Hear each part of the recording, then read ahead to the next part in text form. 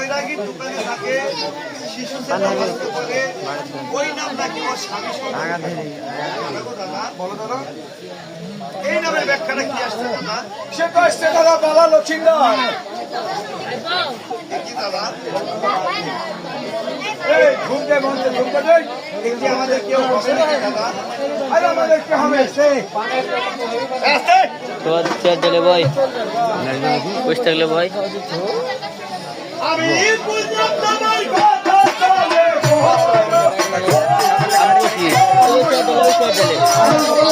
video করবো যা